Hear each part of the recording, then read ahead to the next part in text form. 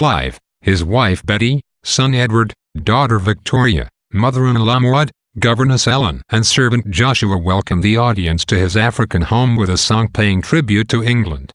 Out of the song, the action of the play begins quickly. Clive returns home after spending the day managing the troubles among local tribes.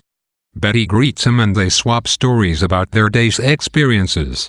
When Clive learns that Joshua has been rude to Betty, he scolds Joshua. After this scolding, Clive greets the rest of his family, asking his children about their daily activities. After some pleasant discussion, the family welcomes Harry Bagley and Mrs. Saunders. Harry, an explorer, visits the family between expeditions. Mrs. Saunders, a widow, arrives exhausted, seeking protection from the natives. Betty and Harry flirt, revealing their attraction for one another. Later, Harry asks Joshua to have sex with him, and they leave for the barn together. Clive chases Mrs. Saunders away from the house, and, after a brief argument, performs oral sex on her. To escape suspicion, they quickly return to the family's Christmas picnic, where Clive toasts the Queen. Clive and Harry toss a ball with Edward until Clive becomes frustrated with Edward's clumsiness. The game of ball gives way to a game of hide-and-seek, during which Edward and Harry reveal that they have a sexual history. Edward hopes to rekindle this relationship, but Harry is hesitant to approve. Meanwhile, Ellen professes her love for Betty. Betty, still smitten with Harry, dismisses Ellen's comments as ridiculous. Later, Clive and the men flog the natives as the women wait inside the house. Mrs. Saunders, disapproving, leaves to find out what exactly the men are doing. Ellen becomes angry with Edward for playing with a doll and slaps him. When Clive returns from the flogging, Edward apologizes for playing with the doll and asks his father for forgiveness. When all but Betty and Clive leave for the veranda, Clive tells Betty that he knows about her affair with Harry. He lectures her on the necessity to resist lust, and then he forgives her.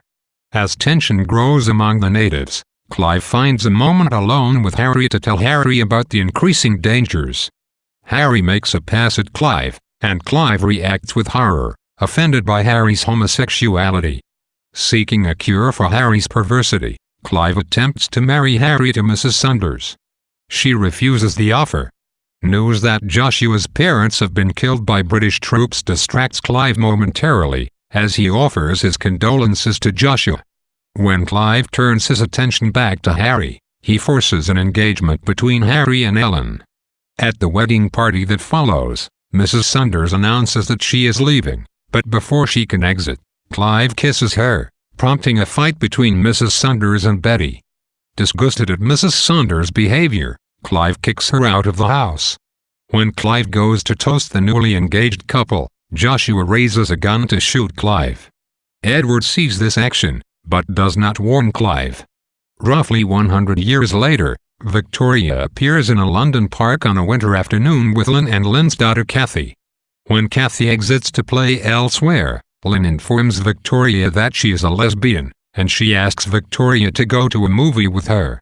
Edward, now a gardener, joins the two women, followed by Betty, who rambles at length about raising children. Betty also mentions that she is considering leaving Clive. Betty lets Cathy play with her jewelry. Note, for the second act of the play, which takes place in London, actors switch roles. For instance, Betty in London is played by a different actor than Betty in Africa. See characters. In the spring, Edward's lover Jerry comes to the park, where they argue about Jerry's lack of commitment. Jerry tells the audience about an affair he had with a stranger on a train. Victoria returns to the park with her husband Martin, who speaks at length about sex and his desire to please Victoria. Lynn enters when Martin leaves and tells Victoria that her brother, a soldier, has died in Belfast. When Lynn and Cathy get into a fight, they lose track of Victoria's son Tommy. A brief panic ensues before they find him.